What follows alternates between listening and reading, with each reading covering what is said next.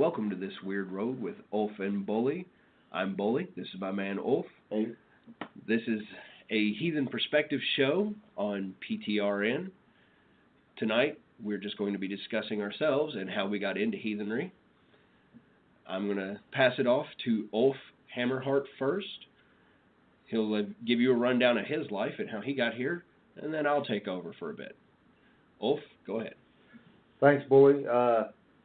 Greetings to everybody out there. I am Ulf Hammerheart. Many of you know who I am from my appearances co-hosting on Tree of Life, mainly on the Heathen Perspective episodes that were on the fourth Thursday of every month. A quick shout out of thanks and love to those people. If it weren't for the friends and family over at the Tree of Life, we wouldn't have gotten this shot, so thank you very much for that. There will no longer be a Heathen Perspective on that show because, well, we've been given the chance to give you a Heathen Perspective. For now, every other Thursday, twice to three times, depending on how the month shakes out, per month, and we are completely elated to be able to do that. We're very excited. In the future, we may even take to every other Thursday, but hey, let's take this one step at a time, shall we? So, once again, thanks to those folks. Much love to them. We will still be, appearing with them at things where they need assistance, such as Pagan Pride Days and whatnot. But now we get to look at everything through a heathen lens, and there's nothing you can do about it. Oh, wait, I wasn't supposed to say that part out loud. All right, I took Boli's line. I do that sometimes. But back on a serious bent, to tell you a little bit about who I am. I am Ulf Hammerheart. I have been a practicing Asatru for about 11 years or so, give or take. I came to it because nothing else made sense to me. I don't want to be flinging slings and arrows at other spiritual paths, but I would just say that I was raised another way on a different path. As I got older, that path made less sense to me, and I had way more questions than I could find answers. So I began looking in other places. I've pretty much always been kind of an amateur theologian. I've always studied and looked into other theologies pretty much ever since I could pick up a book. And I had a lot of friends who were various pagan paths. As a matter of fact, I was often told that I was the most the most pagan-centered Christian many of them knew, and I was always very pagan-adjacent and heathen-adjacent. Well, you and I have been around each other for a long time, so you've been adjacent to a heathen for 20 years. Yeah, there's that. So, other than that lodestone, buddy guiding me down the path. Actually, nobody, that's the thing that was great about it. Nobody guided me anywhere physically. I just, no one person said, try this, do this. Those are stories for a completely different episode. No one said, come here, do this, check this out. I was sort of finding my way on my own, and the more I learned about heathenry and Asatru, the more sense it made, the more natural it felt. So I pretty quickly came to that and realized that was where, not only where I needed to be or wanted to be, but where I belonged. It felt comfortable. Like an old pair of shoes. I know that's a strange analogy, but, already broken in, comfortable, felt good walking in them, and, there I went down that path, and I haven't regretted it a day since. A lot of the questions in life that I needed answers for, things that I wondered about, became very apparent to me and very clear to me very quickly. Now, I'm not saying this will be everyone's experience, but it was mine. And there's been no question in my life or my heart since that a heathen is what I want to be. Asatru is where I want to be. If over the course of my time doing Heathen Perspectives or our time on this show, I'm able to somehow bring some form of wisdom, as shocking as that may be to you, Boli, to someone else and help somebody else with the questions they have in life, then the gods have definitely pointed me in the right direction. What else? Let's see. What else is there I can say? Like I said, what's some things that that stuck out to you, say, pre-heathenism, that might have guided you that way? Well, although I didn't recognize them under this form at first, the 9 virtues really kind of always affected my life. Like honor, for example, has always been a really big thing for me. It's always being honorable and keeping to a sense of honor has always innately been a part of who I am. And the 9 virtues make so much more sense to me than the tenets of any other spiritual path. Now, again, I do want to say here, I'm not saying any other spiritual path is invalid. There are a lot of spiritual paths out there, and different things work for different people. But for me, nothing else made as much sense. Nothing else felt as right. The 9 virtues of hospitality, honor, fidelity, and the others that we will go into as we go along, all made sense to me. Since I started the list, I should finish them.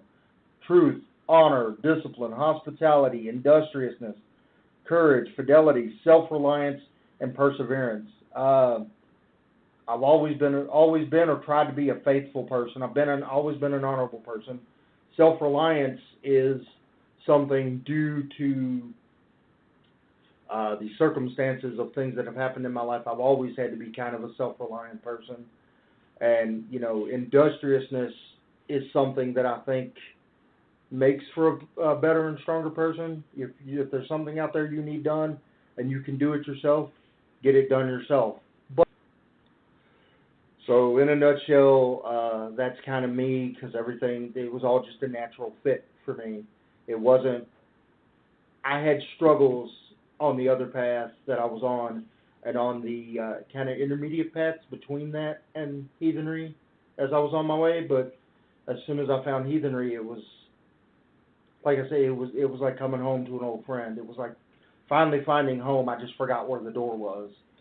So, again, like being drunk. Yes, which is a great analogy, considering mead is often an actual part of our rituals. So being drunk kind of is a thing. Okay, that's a horrible.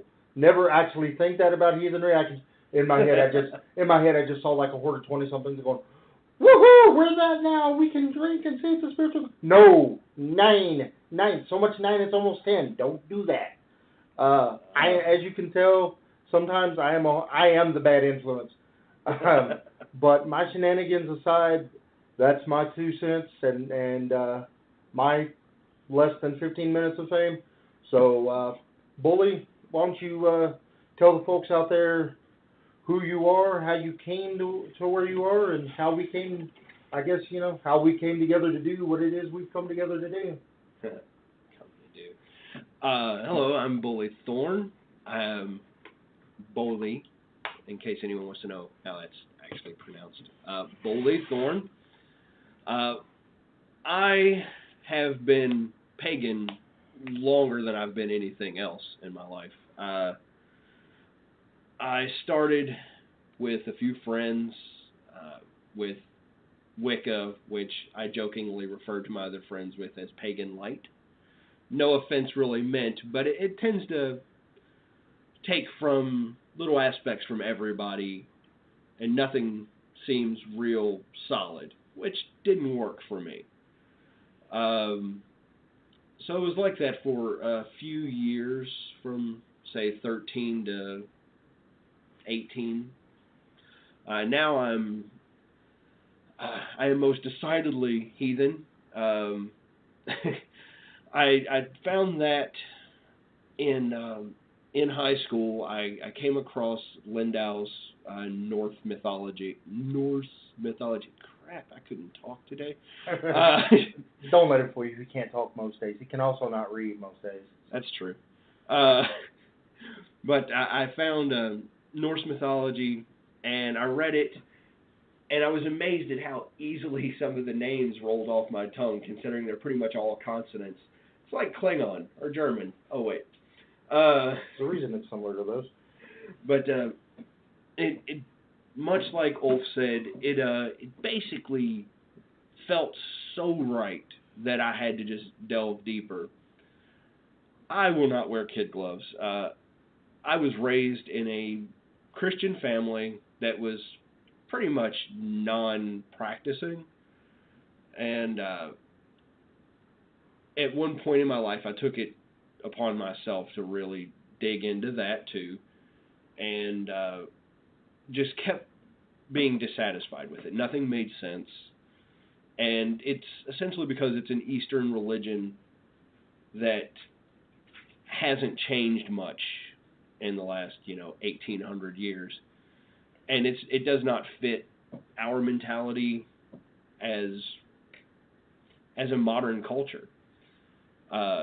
So when I started, oddly enough, looking into older religions, I found so many things there that were just universally true, that were not belittling of others, didn't put anyone above anyone else, which made it fit so much better to me. And that was just, general paganism. Once I came across heathenry and realized that it was something I could practice as a religion, it made my day in a very long-term kind of sense. It made me feel complete. I found archetypes in those gods that I could attribute to daily. No one was perfect. Everyone had stories, and nothing was just do this because we say so. Yeah, I think if I can chime back in here on top of you a little bit, Boli. Absolutely not. I think that's one of the things for me. Actually, I know that's one of the things for me too. Is there's no sense of do this, live like this, and do this, or else. It's here's a good way to live. Do your best at it. Try to. I often like to joke that the tenets of being a Asatru break down to be a good person, don't be a dick. And yeah, that covers it. Yeah, and so that definitely was another part of the appeal for me. Part of what made it feel natural is that you don't feel like you're being chided all the time, like by some sort of parental figure, like you're some sort of child always trying to find your footing, no matter how long you've been alive, no matter how long you've tried to do your best. You're just going down, living your life, trying to be a good person, and that's good enough. Right. It's not autocratic. There's right. no list of rules. There's guidelines, and it is given to us to be intelligent and to decipher these things for ourselves. And this is a faith and a practice that not only allows individual thought, but encourages it, requires it. And that is something that a lot of faiths lack. Personally, I came into this at a very peculiar time in my life, and I have latched on to Loki, which I believe is what made Ulf and I such fast friends. He's very clearly a Thorsman. Our traveling is much like theirs. I tend to get us into trouble, and he chides me about it. Anyhow. and deal with it the best I can, and we usually get out of it by the seat of our pants. Yeah, that's true. So we have many of our own stories. We've known each other for, 21 years? Yeah, 20, actually I think going on like 23 now. Oh yeah. So we're not good at the math. We've had plenty of our own stories. Some involve him getting punched in the jaw. It's true. By me. It was an accident. More than a few of them involve mead or at least some sort of liquor. Mead didn't become available to us until much later in life, unfortunately, but we did our best to make do until then. Yeah. And people give me side eye and throw all kinds of shade whenever I say that I am a follower of Loki, but it would be a matter of perspective for me to explain how I see him as one who does what has to be done. To give a a more recognizable comparison for most people would be to say that he's more like the Judas Iscariot, in that Jesus, according to their own prophecy, had to be martyred. None of his friends were willing to do it, except Judas. It was an act of love. Many of the stories involving Loki, which are most of them really, people are like, oh, he gets us in trouble, and yes, then gets them out of trouble. Convince the other Aesir to hire a giant to build the wall. They're like, oh crap, he's going to finish. And he's like, well, I'll go take one for the team. And he literally did. That's how Loki became a mother. Yeah, exactly. I take offense when people try to differentiate and be like, oh, well, he is Sleipnir's father. I'm like, au contraire, mine ass hat. They are mother and son, not father and son. Yes, it was a stallion that mounted Loki. So Loki took a female mare, took the form of a mare for whatever reason. He had no shame in his game. Well, I think if the other's male, there kind of only is one way to do that. But the thing is like, I have always had a great deal of kindness and compassion towards the outsider, towards the people who just didn't fit in, because I was always one of them. And if you go back to a lot of our stories, Loki did very much the same thing. Well, and again, is the same thing. He's an outsider among the Aesir because he's a giant. But so is Heimdall's mothers, but we won't get into that right now because of their animosity. And several other Aesir and even Vanir, I think, wives, and in a couple cases, I think husbands. The giants mixed into our gods, into our mythology, and our mythos quite a bit. So. Well, you couldn't have it without it. I mean, you really couldn't. Well, I mean, there's Wyrd who began really the whole thing as far as living creatures go. He had Odd as the cow who licked away from the brine to form the first man. Anyhow, which would have been Odin's father, so on and so forth. Right. Stuff we'll touch on probably in. You better not touch me. Too late. Things we'll touch on in the future if they don't, realize what they've done and erase us off the channel right away. I'll go make my own channel. But I do want to say channel within a channel. Say something on something that Boli touched on there when you were making the comparisons to Iscariot. Yes. For those out there who may not completely understand some of the points of reference there, because I know we have plenty of other, as I used the term earlier, amateur theologians who listen to this program, people who like to study and compare other religions. When you get a chance, if you haven't, read the Gospel of Judas. It's actually a very enlightening read. I actually came away from that feeling like I understood some things about the Bible and those texts a little better, and you completely, or at least I can't say that you, the other readers will, but I came away with a completely different take on Judas. So did Boli here, I think. It turns him from history's greatest traitor to history's greatest friend. Right. Like, because it's like Boli said, he really does essentially get approached with, look, Jesus kind of comes up and says, look, I have something I need done. It's a really hard task. I don't feel like anybody else can do this for me because it requires a lot of metal and a lot of, you have self-sacrifice. Basically, all the other apostles were sycophants, and Judas was his friend. Yeah, and he basically said unto Judas, hey, buddy. He said unto. Somebody, you quiet your face. He basically said, hey, buddy, in order for this thing to go how it has to go, I have to be betrayed. You're my best friend. But I don't want to. You're my best friend. Betray me. And Judas said, oh, yeah, I'm your best. Do what? So, because it wasn't I think it often in the text gets looked at as an overnight decision for Judas. Right. And I don't think if you look at it from the point of view that this new text provides, well, I say new, but it changes that perspective entirely.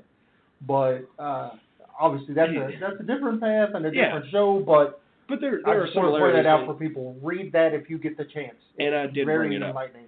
Oh, I won't ever tell you to not read something. Oh yeah, you'll never hear that on the show. You'll probably hear read a lot because you'll hear us reference things all the time. I'm sure things that should be read, even if it's just how to not do things.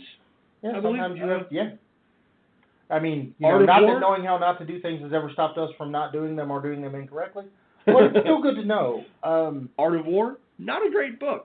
It actually makes no sense if you read it, and people try to apply it to everything they do. There's the Art of War of business, Art of War of sous chefing. Well, see, and right there is one of the points.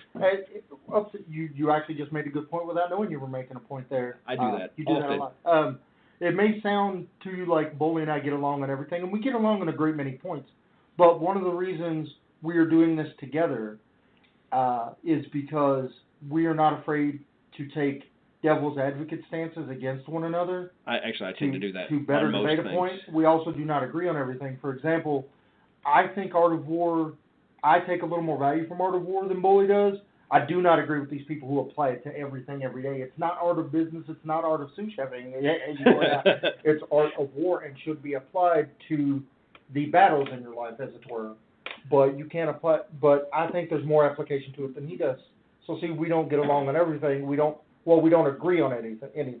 We get along goddamn famously, but we don't agree on everything, and that's part of why we're both here. And you'll even find, if you bear with us as history goes on and shows go on here, there will be times, I'm sure, where even though we may both kind of agree on a point, one of us will go, okay, but we've got here's the issue. You're on this side of it. You're playing the good guy. Okay, I'm going to take the devil's advocate role and say this. Or you're already devil's advocate. Okay, I'm going to play the other side and say this. Because how else do you learn things, than to debate them? And in our society, especially right now... I'm a master debater. Well, he's got a couple of the syllables missed off there, but that's another thing. Unfortunately, right now in our society, especially in the country we live in right now, Boli and I, people argue and call it debating. They scream at each other and threaten each other and call it debating. The name calling, that's a big one. Yeah, the name calling and the mudslinging, and that's not what it is. So here... Thomas Jefferson, by the way, king of shade. Yeah, he really was. Again, another topic for another show. See, we got plenty of topics ready for you already. But you will hear, if you tune into the show, that's part of what we will provide you is debate, discourse on subjects from both ends of the spectrum. Both sides of the podium, I think, is how they often say it. Both sides of the aisle, I can't promise that, but definitely both sides of the podium. And as he said, we will encourage you reading a lot because as one of our friends over in the community center, and I often say Ravenfire, and I often say that heathenism or Asatru is the library religion, the library spiritual path. It's it's the path of the reader because we don't, as heathens, know a lot of we know a lot of the history of the people that practiced heathenry, but we don't know a lot of the things that really went with heathenry because they were an oral tradition for so long, and trust me, Boli loves it oral. True story. They were an oral tradition for so long that by the time things got set down in writing, two major things happened. One was a lot of that oral history got lost because nobody could remember everything. And then, two, it was set down by people of another culture and spiritual path, so they put their perspectives on things, not in any, I really believe in no malicious intent there. They weren't trying to change things. Snorri had some malicious intent. They had a viewpoint of the world that they saw, so they took things from their viewpoint. To some intent, see, the Snorri thing, that's a whole debate right there because to some extent he may have had some goals, but I don't know how malicious it was per se. Well, I don't know about malicious, but he definitely was slanted. which would be why so many people quickly draw parallels between Christianity and Asa True.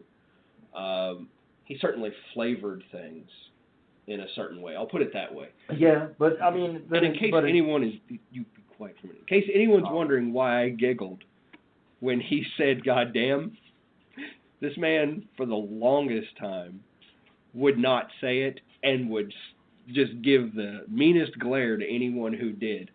It sounds like bullshit, but he's actually telling the truth. So when he left, or should I say, merged into our lane from Christianity, one of the first things I did was get him riled up to the point where he said, "God damn it." And I still giggle to this day because of how much oomph he had behind that to begin with. And he's not exaggerating any of that. And actually, the day in question, first time I said it, he literally hit the floor in laughter, folks. This is my buddy. This is the things he does for me. Brings me to the point of anger so that I blurt out this thing that I didn't say for years, and then brings me immediately to laughter when I see him on the floor convulsing. I'm a fan of button pushing. And what does that say about me as a friend? I see him convulsing and I laugh. I made sure he was okay eventually. Hopefully this diatribe gives you an idea of what you're in for on this Wyrd Road, because you'll get a lot of this. We'll talk about subjects. And we never stay on topic, so just... We will. Oh, yeah, we will, what's the word? Diverge quite a bit. Stagger? Well, no, I'll be sitting most of the time, so I won't be staggering as much as usual. But we will always be, there will always be a point to what we say. We always welcome feedback, too, but you'll get a lot of comedy and who knows what from us. We don't even always know what to expect from us until it comes out of our mouths and, oh, there it is. And what you folks can't see right now is the lovely person providing tech support for us tonight, the wonderful Ravenfire doll. Every time I say something about how we'll diverge and you never know what to expect, her head's nodding so fast I thought it was going to bobble off at one point. So it looked like she was in porn, honestly. That's a completely different subject for a completely different show that'll probably get me shot with an arrow or stabbed with a spear. Well, at least an arrow I provided, actually. At least an arrow does you the favor of plugging the wound. Yeah, that's true. You're not going to bleed to death with that. Splinters can happen, and that's another thing. So I think right now we're going to take a bit of a commercial break. Let you folks have a blessed relief from our voices while you listen to some... I don't know what you're talking about. I sound like a damn choir of angels. Voice singing. And we'll be right back at you with some form of information wrapped in comedy, or maybe the other way around. Yeah. See you soon, folks. 6 of one, half a dozen the other. Later. Nope.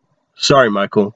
No Jesus juice on Ulf and Boli, but you will find plenty of the mead of Mimir. Thanks for listening. We'll be right back.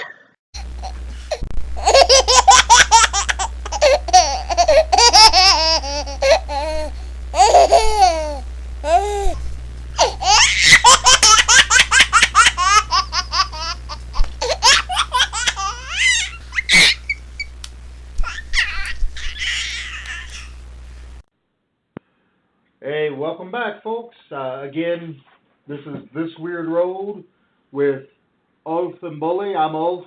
I'm Boli. Whether we want him to be or not. So, trust me, over the coming weeks and hopefully years in the show, you'll understand why I say that. So, I think we've told you who we are. Hopefully, we've done at least a passable job of giving you an idea of what you can expect from us here on the show. I'm thinking more like a morning zoo show that woke up afternoon. And then phoned it in. Exactly. Yeah, that's kind of us. If your morning zoo woke up at noon, then phoned it in. There you go. That explains us very well, I think. Which we mean with love to any morning zoo programs or what? Or no, maybe we don't. Who knows? But it's called ThisWyrdRoad Road for a couple of reasons. Obviously, you never know what weird shit you're going to get with us. And also, weird spelled with a Y, because we're cool. I mean, because weird as in one's destiny. And, if one thing heathens definitely believe in, it's that your weird or your destiny or your path, it, you know, can be translated many different ways, is tied with those that you let into your life, for about lack of a better term. Anybody you interact with on a significant basis, your weirds are tied. Like he and I, having adventured down the road together for almost a decade, almost 2.5 decades. Yeah. Our weirds are very connected. I mean, even to the point that you couldn't untangle us at this point if you tried. We had a falling out some years ago. If Edward Scissorhands replaced his blades with chainsaws, he still couldn't separate our weird. And when we settled things and came back together, it was literally like a day hadn't passed. Like, I think we actually picked up a conversation we had started before the thing, and it was like a 5-year gap, and like nothing had passed, because, like he said, we're just too intertwined. If there were a way to take a photo of people's weird energy, I'm not sure you could tell where mine started and his stopped, or vice versa. It would be all wibbly wobbly, timey wimey. It would be wibbly wobbly, heatheny stuff.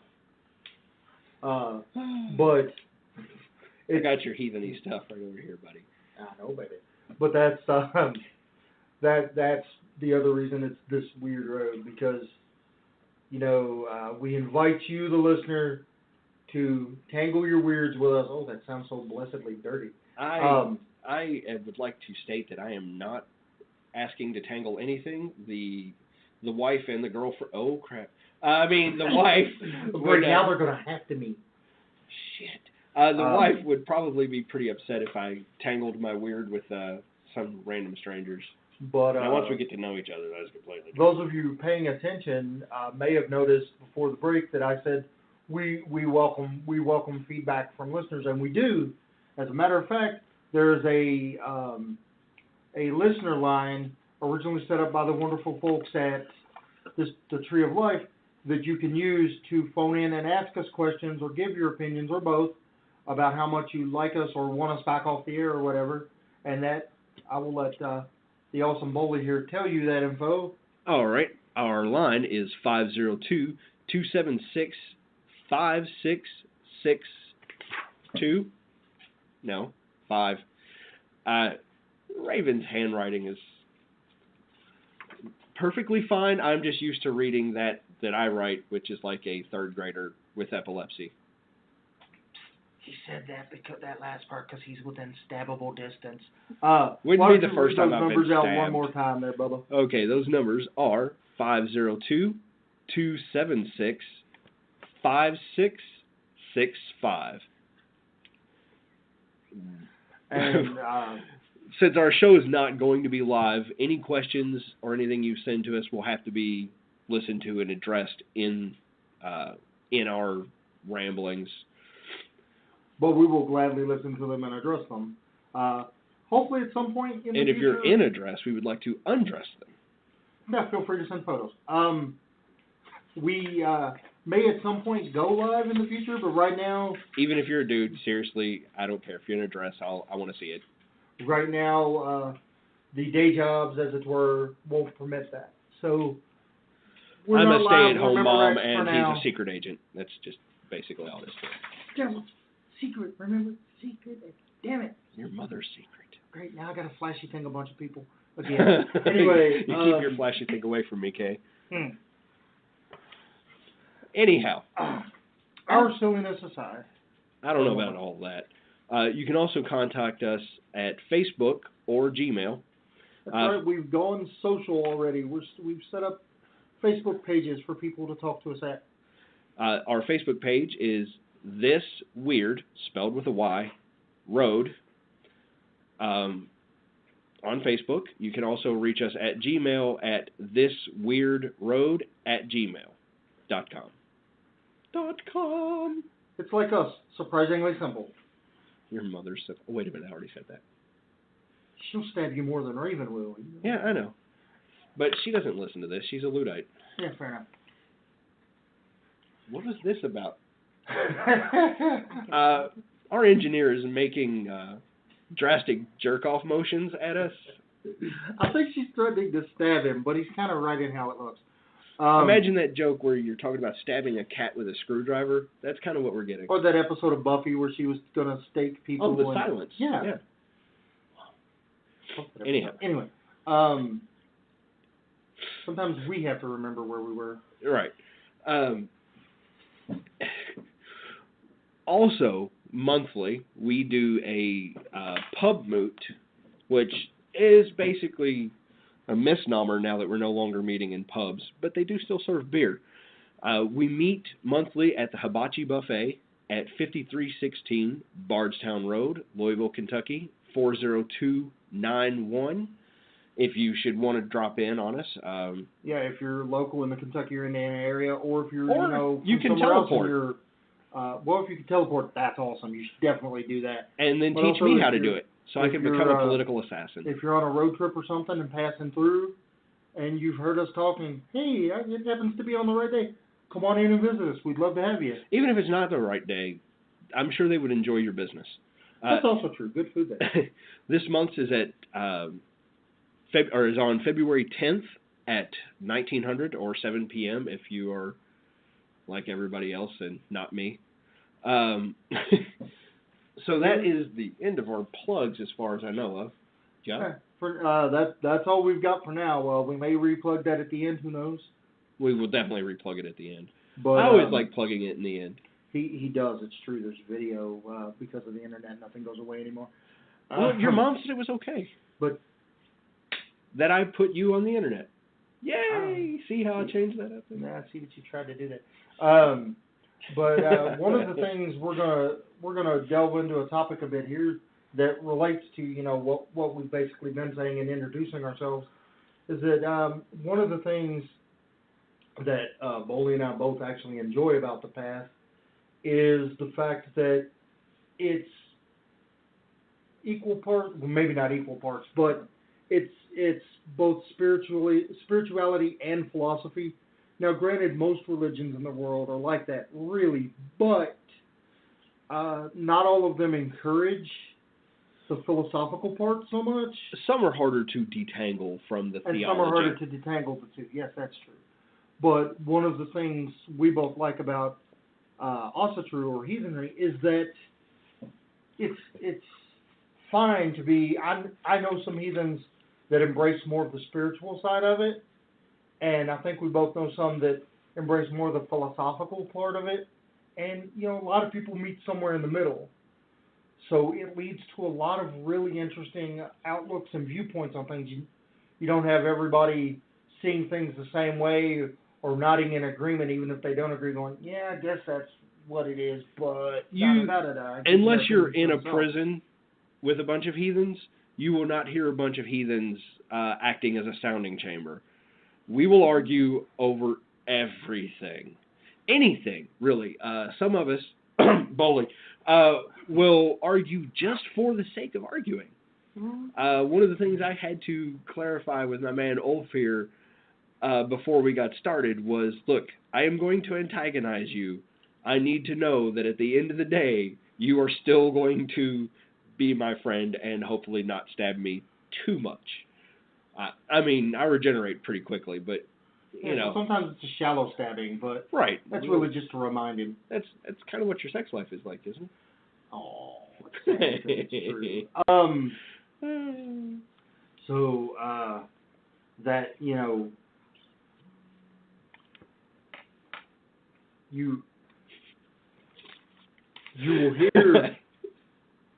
will hear people very often when they're talking about Asatru, just as you hear most people when talking about their spiritual path,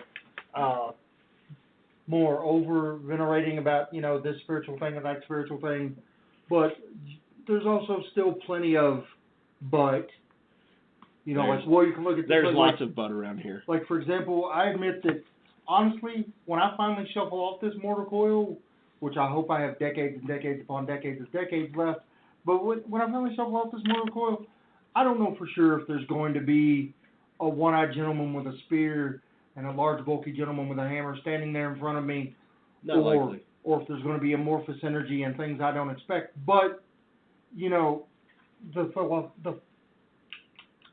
I'm sorry, I'm having trouble with the English today. See, but it's the letter of the thing that matters more to me, I guess. I mean the other way around. The spirit of the thing that matters more to me, in that it's what heathenry means to me, what heathenry lays out for my life, I guess, is a way to put it. That means more to me than whether or not these things are real and substantial. I mean, let's be honest, we're all, 21st century people, most of whom know about the science pretty well, who know there is no Gunungagat. I believe that there is a analog for it, so to speak, in the cold stillness of space, as Gunungagat. Then you have the heat and fire of Muspelheim being stars, and the coming together of those things, of matter and heat in the cold of space, becomes life as we know it, becomes planets, becomes the laws of physics that some of us pretend to be familiar with and others of us are. It's one of those things a lot of people pretend to know shit, then they don't. It's not that I'm not familiar with the laws of physics, I just happen to be immune to a few of them. But I kind of changed the laws of physics. But I mean, that right there is a perfect example of what I'm talking about. In some spiritualities, you would be discouraged from bringing the science and other things like that in as part of the spirituality, but as part of the path, as I often like to say. But we encourage that kind of stuff because everybody's viewpoint is different, and it can bring wisdom and knowledge to other people. Like that I hadn't really thought about things that way until Boli said it. I can see some validity there. What I often tend to think is that there's sort of a metaphysical world overlaid or under this one, and that's the kind of cool shit I'll get to see when I'm done being a mortal. So, the real truth is probably somewhere in the middle of those things, but... Nope. That's what I said. But, we all look at it a different way, and if you get... Another one of the things that I love on this note is, if you get, say, 10 heathens in a room, you're probably going to get 11 different perspectives on things. Maybe more. Depending probably, because like we've said, I will argue either side of things. I will argue all of the sides of things if I can. Well, not just, I was going to say just to keep things interesting, which is part of why you'll do it, but also to galvanize conversation, because to not grow is to become stagnant, and to be stagnant is to die on the worst level. I mean, to me, there's nothing worse than a spiritual death, basically. Still being alive but not growing as a person. Right. That idea is completely horrific to me. Yeah, so, I have argued with many people because of years and years of role-playing and philosophical discussion and stuff like that. People who claim they want to be immortal, and I'm like, that would be the absolute worst thing ever. It would A, be boring, and B, would be horrific. Yeah, you'd have to watch everyone you know grow old and die. Yeah, you'd either have to become this detached thing that always basically existed in the background and never grew emotional attachments to other beings because they would die, or you'd have this cycle of getting all these attachments and then having to go through all that grief and horror as they died, and then starting the same thing over again with new people. And furthermore, with evolution continuing on a long enough timeline, you'd become a caveman. You'd eventually be put in a zoo, Yeah. Some spacefaring future humans, if you'd even call them humans anymore, would be like, hey, look at this thing that won't die. We keep poking it with sticks. But what would be even worse is if you still continued to age. Oh. Yeah, oh, that's just... That's a new level of horror right there, buddy. Yeah, living forever just in this just wickedly dilapidated Monty shell Burns of a thing. Shell. Yes. Excellent. There's the lesson in that right there. Dear Don't Fox, become Monty Burns. Dear Fox, please don't sue me for using my Burns voice. We love you, report. Please don't sue us. Well, he loves you. I'm poor. Well, see, that encompasses we together. Fair enough. With one E. Hello. So, to sum up what I think he was trying to say there is that we will discuss the idea of Asatru as a non-theistic path, kind of like Buddhism. I get all wordy about it, but that's basically what I was saying, yes. Well, we did have 30 minutes worth of time to eat up when we started, and almost 17 minutes into it now, so good job, buddy. I feel that taking this as a non-theistic path to follow is a way of encouraging more people to come in, people who, as he's mentioned, were 21st century people. Generally, if you mention deities to the average American, they're going to roll their eyes at you, unless you're talking about the Jesus. A lot of them love the Jesus. But have next to no understanding past that Jesus good, non-Jesus bad. You'll find way more atheists and pagans and basically non-Christians who know more about Christianity than the average Christian. I've heard it said, and most definitely agree with the fact that the quickest way to create an atheist is to have a Christian read the Bible. A lot of people don't. I have a few times. It makes me hurt in my soul place. Well, like I said, I'm kind of an amateur theist. I've read the Bible, the Book of Mormon, parts of the Quran. I haven't read that all the way through yet. You're not missing much.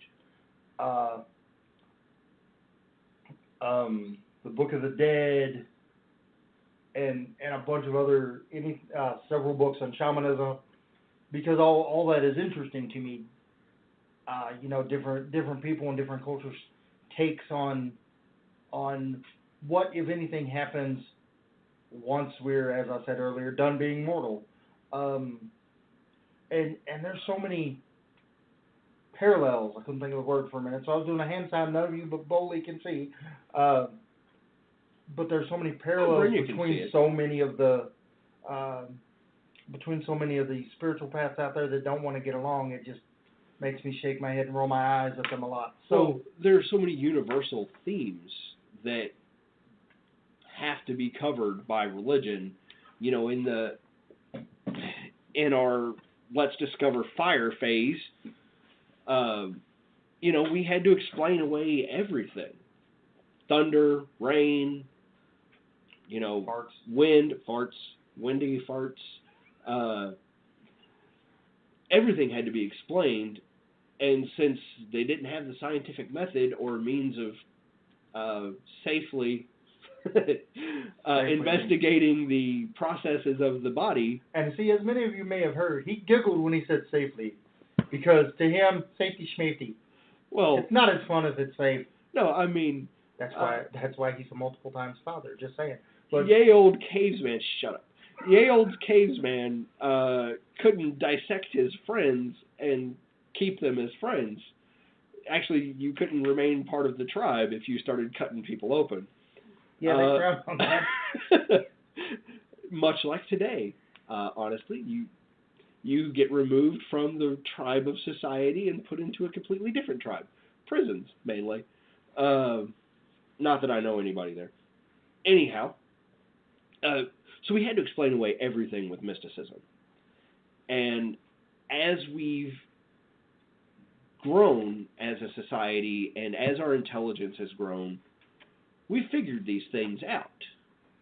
Now, much like Dr. Tyson, I don't think that these things I don't think this knowledge demystifies the world. If anything, it makes it a far, far better place. Makes it much more fascinating. When you can understand, let me see. With science, when you understand one thing, all it does is open more and more interesting questions for the next stage of that. The next thing we don't understand, we now have the right questions to ask for that. And hey, it's the science that has also allowed us to, as touched on a bit earlier, with much of the tradition for heathenry being oral for so long and so much being lost, science has answered some questions we've had about that stuff and allowed us to know more about the culture and the spirituality that we are attempting to recreate. You often hear us called recreationists because of that. Right. I don't particularly like that term, but I feel that because that makes us sound like a bunch of role players just pretending. Now, I love most role of us players are and role pretending. players. I've been a role player my whole life, and I've done a lot of pretending. I've done LARPs and all that fun stuff. But when it comes to my spiritual path and the thing that is most important to me, that I don't want to say gives my life value, but helps explain the value of my life, maybe. I don't want people to think I'm pretending at that. I am quite the serious. So, and not that you'll hear me be serious about many damn things, as this show is proving. That I am not a pretender at, and neither are most of the other people I know who are in that. We have known some heathens who are, I guess I should say, quote heathens, who've taken it more as a fashion sense or as a means of getting close to other people. I won't mention their names. No, but I want to bludgeon those people because but to be fair, I'm that way about people who apply that school of thought to any spiritual path. For example, these things around our necks, because Boli and I are both wearing hammers, they're not fashion statements. Oh, no. Also shouldn't be treated that way either, in fairness, or really any other holy symbol. Or even if you're one of these people who latched on to the flying spaghetti monster, damn it, wear your colander with pride. That's right. I happen to think you're a loon almost as bad as the Scientology folk. That, oh my God, that's its own show. That really is. I could spend an hour just making fun of them. Scientologists, yes, it's true. Scientologists, not the flying spaghetti people. I respect them. Yeah. May His noodly goodness touch all our lives. But, we digressed a little there. We do that a lot. But we really do have focus. No, we don't. The point being... You want to try that with your mouth open? Would you? No? Can't the point being that we feel the need to bring as many people in, not by compulsion, which a lot of faiths have. Most pagan paths do not. Yeah, we will not proselytize at you. I might, but it's not a matter of compulsion. It's not a matter of compulsion. It is that we have found value in this, and sharing that makes us happy, and we're not going to twist anybody's arm about it. We just want people to learn. Yeah. Some men just want to watch the world learn. Something that kind of ties into, I like the way you put that, but something that kind of ties into what we said earlier about it being the librarian religion or librarian spirituality is... Yeah. Like as we said, we will not proselytize to you, but we will give you a bibliography. If you show interest and come to one of us, as people have, I know, to both of us at separate occasions in our lives, and say, hey, what you said about blah blah is interesting. I'd like to learn more about this heathen thing, or about at least this one aspect you talked about. We will talk about it until we're blue in the face and your ears bleed. And then she said, we'll hand you a bibliography. A biggity blah blah. But not a bigotry. No. Either. No. We're a lot of things over here, but bigots couldn't be further from the truth. We hate everybody equally. That's entirely different. Oh wait, that's you and me specifically. Yeah. That's not a path thing. No. We are far from. We are heathens. We are not bigots. Some people do think two are one and the same, and they are not, and that is something we will address in a future show. Fuck you, Nazis. What? I don't like Nazis. Fascinating, but they're Nazi cool. Nazi cool. They're not cool, is what I'm trying to say in a play on words, and I didn't do that very well. Oh. But I've just been given the "don't say F anymore, or I will stab you" sign. I may do it just to get stabbed. I could use some time off work. As we again addressed earlier, he's kind of into stabbing, but being stabbed, that is.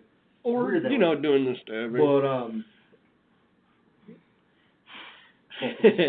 all right, and yes, this is kind of how it's always going to be. We will be a little more focused on this, but... Well, before we're coming to the end here, but this is one thing I want to put out there.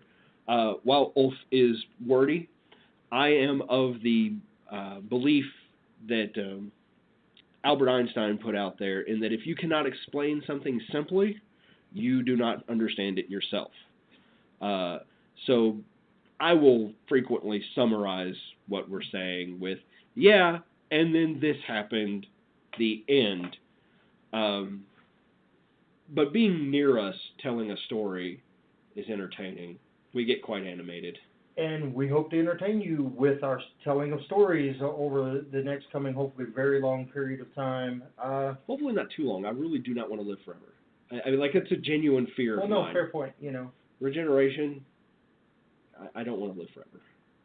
That just increases the likelihood that I'm going to get stuck under a rock. Again, don't worry, we'll make sure that doesn't happen. But I don't know how to kill me. I've tried. Sorry, go ahead. I guess since we're kind of, like, we're running at the end of our time here, so we're kind of on our way out the door, we have lots of entertaining subjects planned for future shows, but also, I'll say, and hopefully Boli will back me up on this, I don't always know. Nope. If you call that listener, we gave you the listener line number earlier, if you have what you think would be an interesting subject for one of our shows, feel free to call the listener line and drop that and say, hey, you know, how about addressing this thing on your show from a Heathen slant, and you can also telling us about that, you know. You can also contact us again with these suggestions at ThisWyrdRoad on Facebook, spelled with a Y, and at Gmail, which is also ThisWyrdRoad@gmail.com. And our listener line is 502-276-5665. Thanks for joining us, folks. We're at the end of our hour. Have a pleasant evening and be well. Take care of yourself out there, folks. Remember the 9 as best you can, and remember what it all boils down to. Be good to each other. Don't be dicks. Yeah, try not to do that. So That's my job. Hammerheart. I'll see you soon, my friends.